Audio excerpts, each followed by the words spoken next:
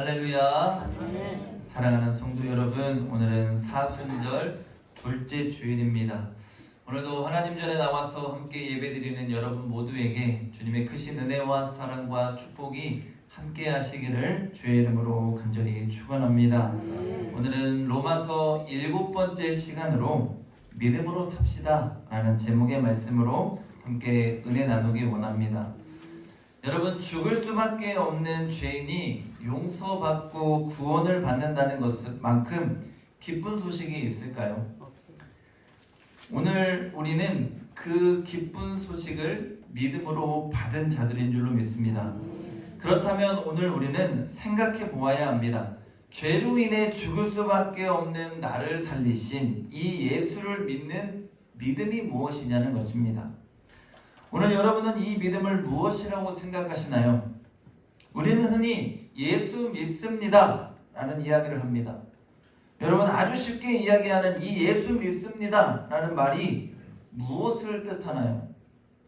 예수를 믿는다는 것이 인간과 인간이 갖는 신뢰를 말하는 것일까? 아니면 예수 믿으면 잘 될 것이라는 긍정의 신념을 말할까요? 아니면 내가 엎드려서 간절히 기도할 때에 응답받고 문제는 반드시 풀어지고 해결될 것이라는 것을 믿는 믿음일까요? 우리는 흔히 구원에 대해서 의심하지 말고 믿어 라고 아주 쉽게 이야기합니다. 이처럼 아주 쉽게 믿으면 다 된다고 이야기하는데, 정작 그러면 이 믿음이 뭔데? 라고 물으면 정확하고 명확하게 제대로 된 답을 내리지 못하는 것이 오늘 우리의 신앙의 삶이지 않냐는 거예요. 여러분, 믿음은 예수님과의 관계에서부터 시작됩니다. 지난주 우리가 믿음으로 말미암아 설교를 통해 하나님 아버지와 나와의 관계, 하나님과 나는 부모와 자녀의 관계라고 이 관계를 설정하고 그 관계 가운데에 우리가 있음을 깨달아야 한다라고 배웠습니다. 오늘 우리 예수님과 나와의 믿음의 관계 가운데에 우리는 의심하지 않고 주님을 바라봐야 합니다. 여러분, 오늘 우리는 나의 믿음을 믿는 것이 아닙니다. 사람들은 착각합니다. 내가 열심히 하면 하나님이 잘되게 하실 거야. 내가 기도하면 하나님이 잘되게 하실 거야. 물론 하나님도 이쁜 자식에게 떡 하나 더 주고 싶은 것은 동일한 마음이실 거예요. 그런데 여러분, 이런 신앙은 기복적인 신앙일 뿐 아니라 열심히 하는 나의 행위를 믿는 것이고 나의 열심과 나의 노력을 믿는 것입니다. 오늘 우리가 무엇인가의 대가를 바라는 기복적인 믿음이 아니라 오늘 나는 나를 구원하신 예수 그리스도를 믿는 것입니다.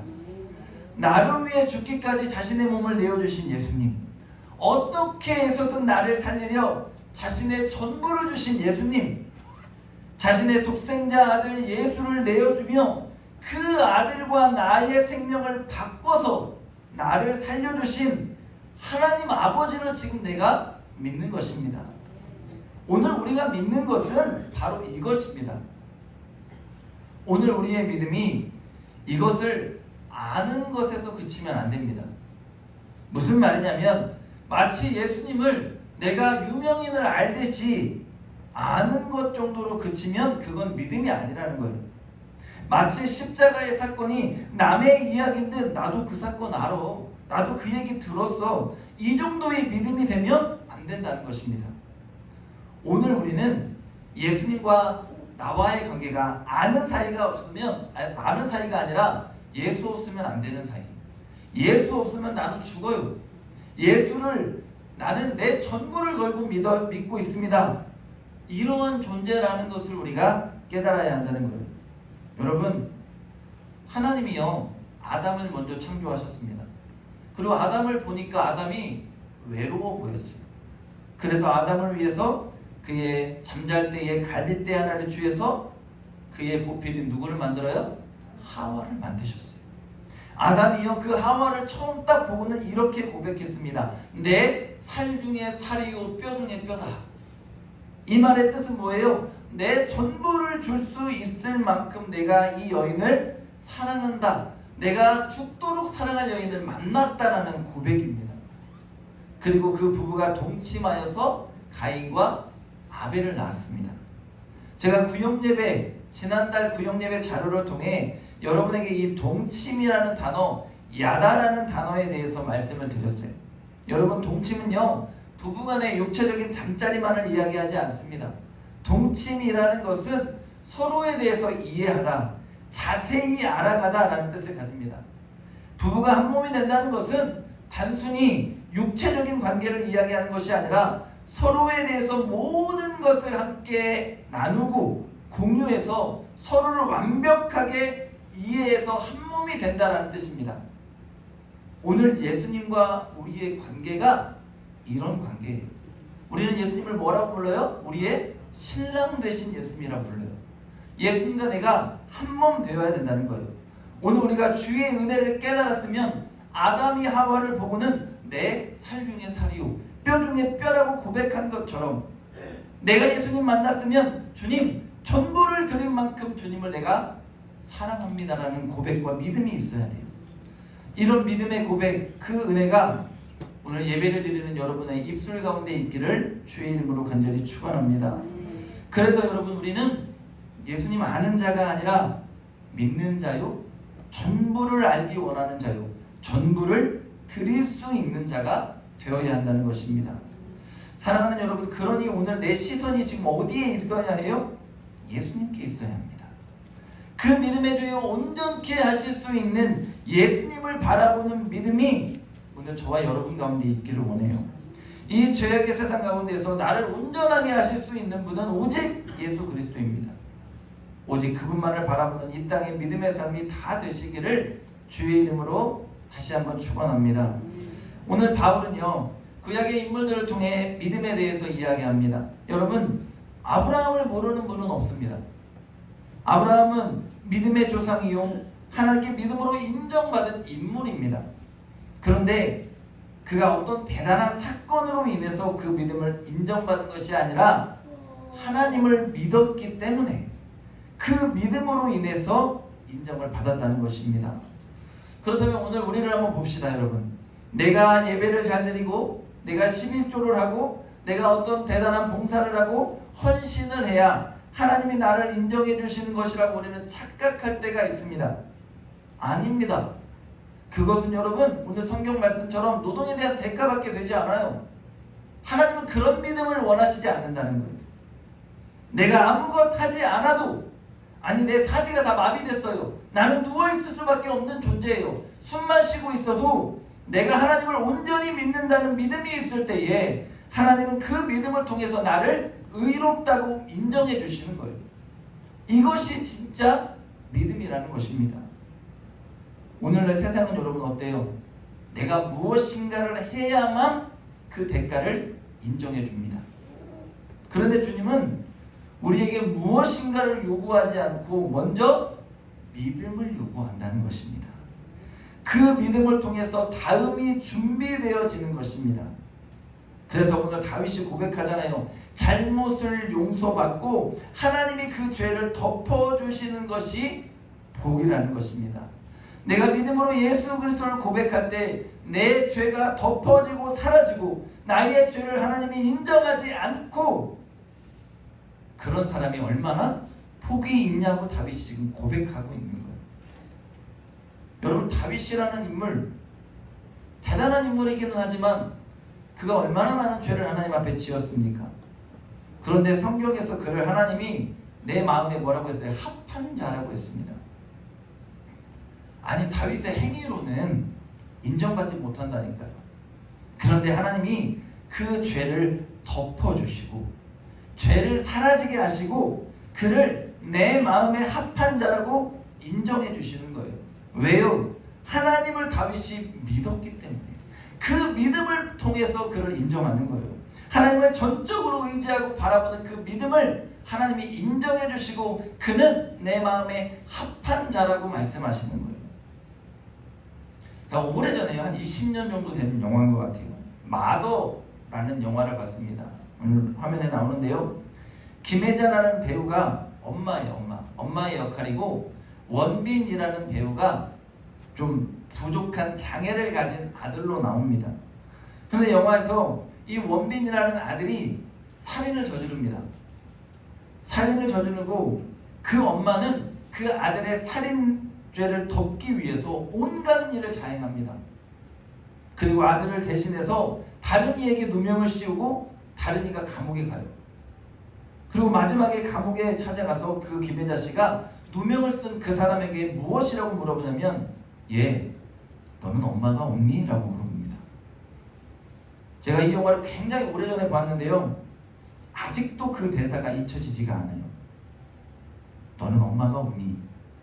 저는 영화를 보면서요, 엄마의 위대함, 어떻게든 그 부족한 아들을 지키고 살리겠다는 마음, 뭐 정의 위법 이런 것은 아예 없습니다.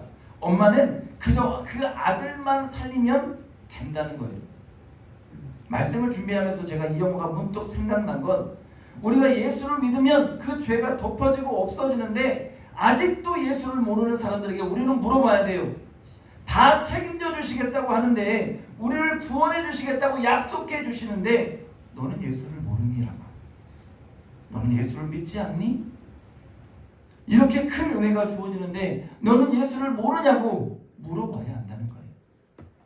또한 김혜자 씨가 그 사람을 불쌍히 바라보면서 너는 엄마 없냐라고 물은 것과 같이, 우리는 오늘도 나의 전부를 책임져 주시기 원하는 그 예수 그리스도를 바라보는 은혜가 오늘 우리 가운데 있어야 할 줄로 믿습니다. 좀 더 여러분 아브라함에 대해서 살펴보면요, 여러분 아브라함을 인정하는 것이 창세기 12장에 하나님이 본토 친척 아비의 집을 떠나서 내가 내게 지시할 땅으로 가라고 하셨어요. 그런데 아브라함이 어떻게 해요? 이 말씀에 순종하고 그 땅을 떠난 겁니다. 그때 하나님은요, 내가 내게 보여줄 땅으로 가라고 하셨고 너로 큰 민족을 이루겠다고 하셨습니다. 그런데 여러분 아무것도 안 보여요. 보이지 않는 상황에서 아브라함이 믿은 것입니다. 이것이 아브라함의 믿음이 인정받은 거예요. 무엇인가를 보여주고 무엇인가를 손에 쥐어주고 믿은 게 아니라는 것입니다. 예수님이 도마에게 말씀하셨죠. 너는 본고로 믿느냐? 보지 않고 믿는 자가 복되다고 하셨습니다. 아무것도 주어지지 않아도 창조주 하나님 예수 그리스도 그 존재 자체로 우리는 믿는 것입니다. 그래서 하나님은 아브라함을 의롭다고 인정해 주는 거예요. 그런데 그렇다고 해서 여러분 아브라함이 실수가 없었습니까? 예수 믿고 하나님 믿는다 하고 실수가 없나요? 아니요. 완벽하지 않았어요. 그는 하나님이 자식을 주신다는 약속 가운데서도 그 약속을 믿지 못하고 하갈을 통해서 이스마엘을 낳았으며 하나님을 온전히 신뢰하지 못했습니다. 믿음 없는 행동을 한 것입니다. 그런데 하나님은 그를 포기하지 않고 다시 찾아가 주셔서 약속해 주시오. 내가 너에게 자식을 주겠다고 약속합니다. 그때 나이가 99세예요. 요런 100세 때 아기를 낳는데요, 아내인 사라의 나이가 90입니다. 그럴 가능성이 없는 그 말씀을 아브라함은 어떻게 했다고요? 믿었다고요. 그런데 성경에 보면요, 그의 아내였던 사라는 웃었습니다. 아니 웃을 수밖에 없었겠죠. 현실적으로 여러분 그것이 가능해? 안 됩니까? 가능성이 없으니까 크게 웃은 거예요. 여러분 세상적으로 말도 되지 않는 이 말을 믿은 아브라함이 이상한가요? 아니면 그 말을 듣고 말도 되지 않네 하고 웃는 사라가 이상한가요? 저는 사라의 마음이 충분히 이해가 가요. 사실 현실을 놓고 불가능을 믿고 있는 아브라함이 바보 같고 이상합니다. 그런데 이런 아브라함의 믿음을 바울은 무엇이라고 표현할까? 17절입니다. 하나님은 죽은 자를 살리시며 없는 것을 있는 것 같이 부르시는 이시니라. 이것이 하나님을 믿는 아브라함의 온전한 믿음이었다는 거예요. 그리고 18절 아브라함이 바랄 수 없는 중에 바라고 믿었다. 현대인의 성경을 보니까 이렇게 해요. 아브라함은 도저히 불가능한 것을 바라보고 믿었으므로 라고 표현합니다. 여러분 이것이 진정한 아브라함의 믿음입니다.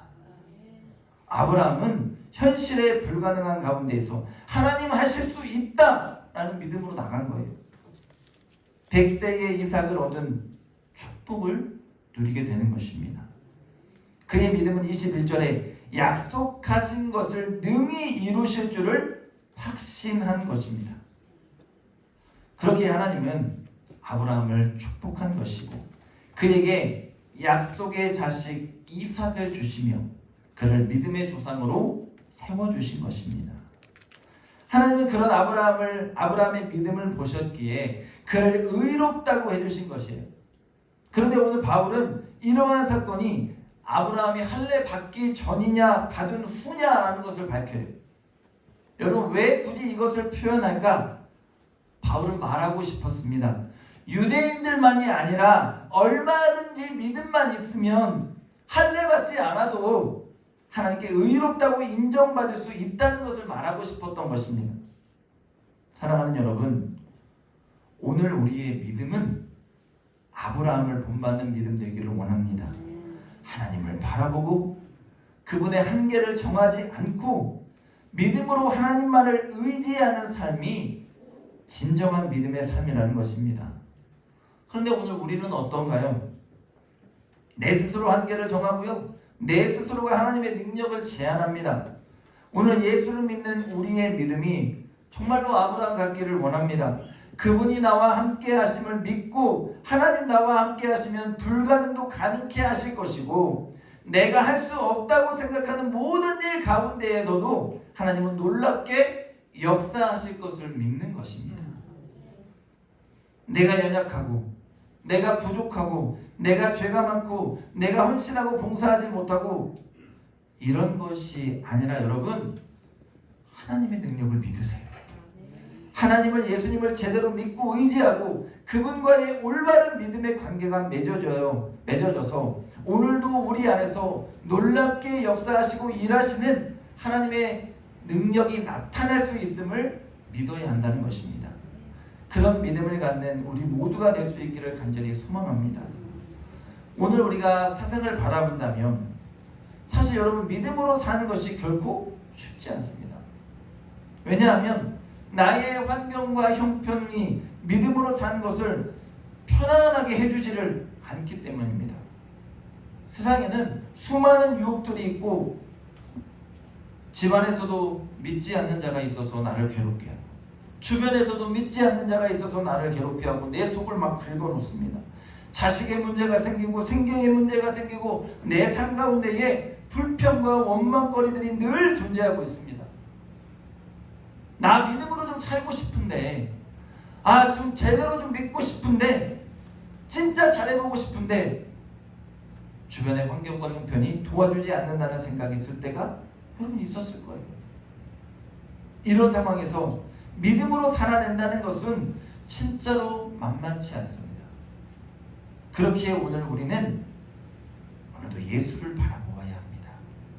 내 시선과 생각과 마음이 나를 온전케 하실 수 있는 예수님께 고정되어 있어야 합니다.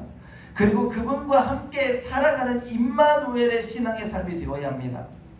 분명한 것은 어떠한 형편과 처지에 따라서 내 믿음이 변화되어서는 안 된다는 것입니다.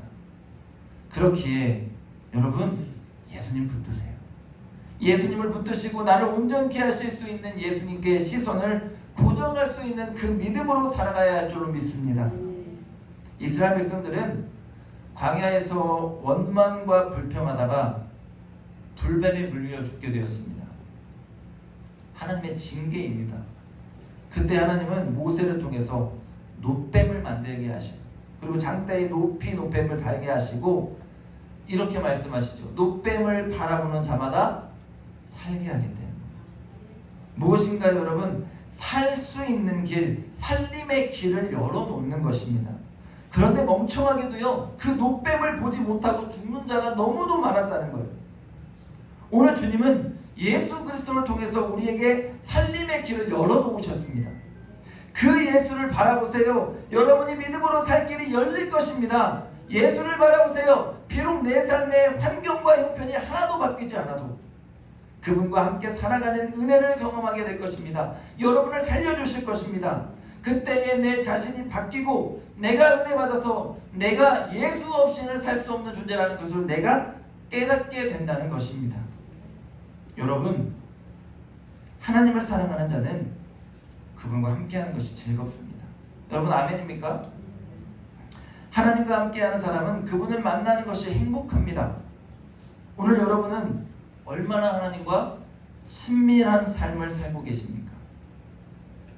제가 지난주에요, 전북 동로회 희년교회에 갔다 왔습니다. 전북 동로회 정기노회 때에 제가 뭐 보고할 일이 좀 있어서 전주 희년교회에 가서 제 동기 목사를 만났어요. 아마 한 10년 만에 만났을 거예요. 10년도 넘었을 것 같아요. 너무 반가운 거예요. 너무 반가워요.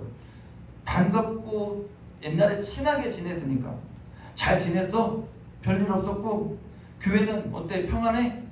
애들은 잘 크고 있어? 그리고 나서 할 말이 없어요. 끝입니다. 왜 그럴까요, 여러분? 반갑기는 한데 친밀감이 없는 거예요. 만약에 여러분 우리가 주님 앞에 갔을 때 우리의 생명의 수가 다하고 하나님 앞에 갔는데 주님이 어색해요. 주님께 저 세상에서 믿음으로 잘 지내다가 왔어요 하나님 하고는 할 말이 없으면 어떨까요, 여러분? 부끄럽지 않을까요? 예수님이 옆집 아줌마만 또 못하면 되겠냐는 거예요. 옆집 아줌마 여러분 한번 생각해 보세요. 만날 때마다 할 말이 넘쳐나요. 매일매일 만나니까 할 말이 넘쳐나는 거예요. 남편 욕도 해야 되고요, 자식 뒷담화도 좀 해야 되고요, 또한 내 신세 한탄도 해야 되고요, 오늘 점심때 저녁때 뭐 먹을 건가 그것도 얘기해야 돼요. 왜요? 친밀하니까요. 함께 살아가니까요. 그래서 어색하지 않고 만날 때마다 할 말이 있는 거예요. 여러분 우리가 예수님과 이래야 하지 않겠습니까? 친밀해야 합니다. 그런데 일주일에 한번 이렇게 와서 예배 한번 드리고는 친밀할 수가 없습니다. 주님도 왔다 갑니다. 이거로는 안 된다는 거예요. 주님과 함께 우리가 살아가야 합니다. 하나님과 이런 친밀감이 없다면 우리 하나님이 얼마나 속상하실까요? 오늘 예수님을 바라보시고 주님과 친밀감을 유지하는 그 믿음 갖는 여러분 되시기를 주의 이름으로 간절히 축원합니다. 가까이 주님께 더 다가가는 은혜가 오늘 저와 여러분 가운데 있기를 소망합니다. 사랑하는 여러분, 우리는요 연약합니다. 자꾸 넘어질 수밖에 없는 그런 존재입니다. 신년에 부흥회 할 때 부흥강사 목사님이었던 황유성 목사님이요, 그 말씀 중에 이런 말씀이 있었어요. 너무 잘하려고 하지 마세요. 완벽하려고 하지 마세요. 여러분 기억나시는지 모르겠어요.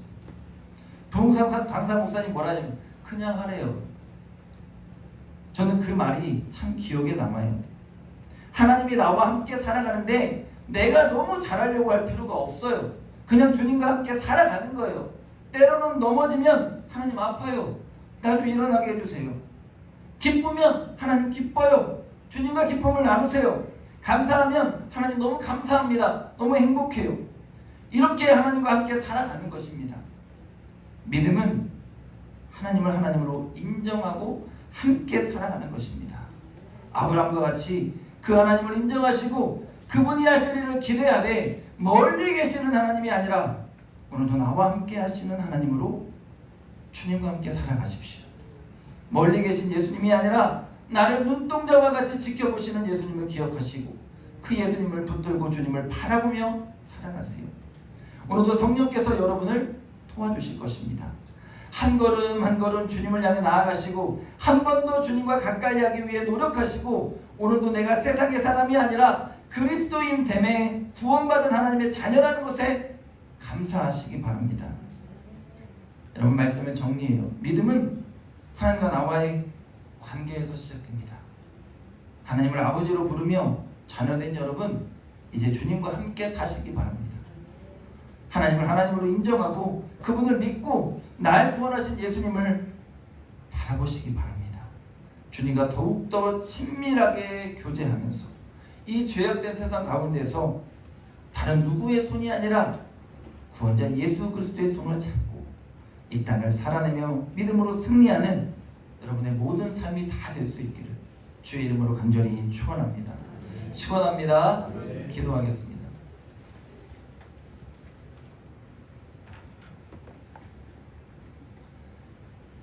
좋으신 하나님 감사합니다. 복된 주일을 우리에게 허락하시고 오늘도 주님 앞에 나와서 신령과 진정으로 예배드리며 주의 귀한 말씀 듣게 하신 것 감사합니다. 주님, 믿음으로 삽니다. 내가 오늘도 하나님과 함께 살아갑니다. 내가 주의 손잡고 이 땅에서 믿음으로 승리하며 섭니다. 주님 없이는 내가 살 수 없습니다. 그 믿음을 고백하며 오늘도 주님의 손 붙잡고 주님께 시선을 고정하고 이 땅을 살아가는 우리 모든 성도들의 믿음의 삶이 되게 인도하여 주시옵소서. 감사드리며 예수님의 이름으로 기도합니다. 아멘.